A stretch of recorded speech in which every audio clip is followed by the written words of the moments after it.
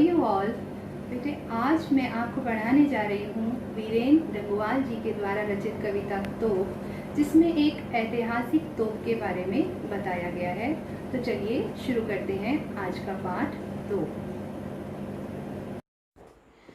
तो बच्चों शुरू करते हैं वीरेंद्र डंगवाल जी के द्वारा रचित कविता तोप। तो बच्चों सबसे पहले मैं आपको वीरेंद्र डंगवाल जी के बारे में बताऊं। इनका जन्म 5 अगस्त 1947 को उत्तराखंड के टिहरी गढ़वाल ज़िले के कीर्ति नगर में हुआ और इनकी जो आरंभिक शिक्षा है बच्चों वो नैनीताल में हुई और बाद में उच्च शिक्षा के लिए ये इलाहाबाद गए और वहाँ पर इन्होंने उच्च शिक्षा प्राप्त की। पेशे से ये प्राध्यापक हैं, प्रोफेसर हैं और ये पत्रकारिता से भी जुड़े हुए हैं। तो बच्चों शुरू करते हैं कविता। तो तोप कविता में कवि कहते हैं कि बेटा इसमें एक ऐसी तोप के बारे में बताया गया है जो कंपनी बाग यानी जो ईस्ट इंडिया कंपनी जब भारत में आई तो ये जो कंपनी बाग उन्होंने बनाया और उस एक कंपनी बाग के प्रवेश द्वार पर एक तोप रखी गई है और जिसकी बात की जा रही है। तो कवि कहते हैं कंपनी बाग के मुहाने पर धर रखी गई है यह 1857 की तोप। इसकी होती है बड़ी संभाल, विरासत में मिले कंपनी बाग की तरह साल में चमकाई जाती है 2 बार। सुबह शाम कंपनी बाग में आते हैं बहुत से सैलानी, उन्हें बताती है ये तोप कि मैं बड़ी जबर उड़ा दिए थे मैंने अच्छे अच्छे सुरमाओं के धज्जे अपने ज़माने में। तो बेटा कवि कहते हैं कि कंपनी बाग के मुहाने यानी प्रवेश द्वार पर ये तोप जो रखी हुई है, जो दर्शक हैं या जो यहाँ पर घूमने फिरने वाले पर्यटक आते हैं उन्हें ये दिखती है।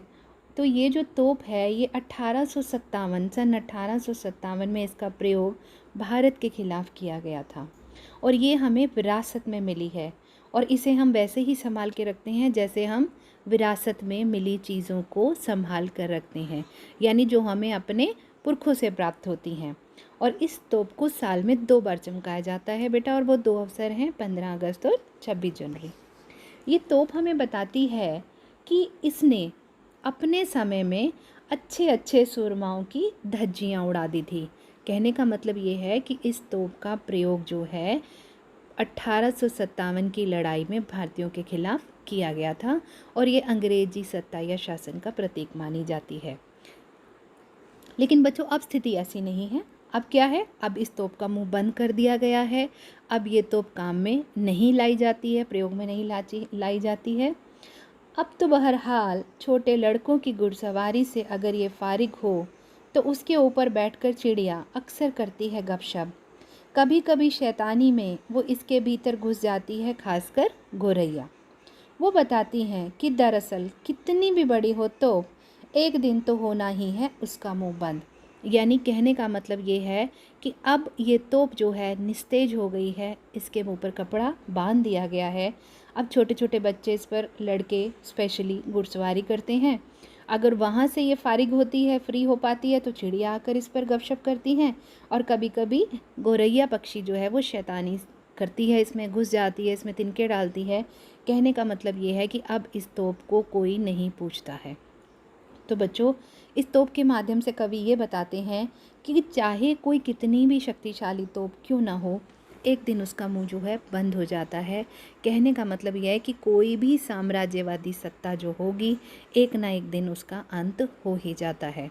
तो बच्चे ये जो कविता है हमें यही शिक्षा देती है कि जो साम्राज्यवादी सत्ता होती है एक ना एक दिन उसका अंत ज़रूर होता है और हमें क्या करना है, हमें अपने देश की रक्षा करनी है। यानी तोप कविता से हमें यही संदेश मिलता है और मैं आशा करती हूँ बेटे आपको ये तोप कविता समझ आ गई होगी। That's all for today. If you have any doubt, you can leave your query on Google Classroom. Thank you so much students. Have a nice day.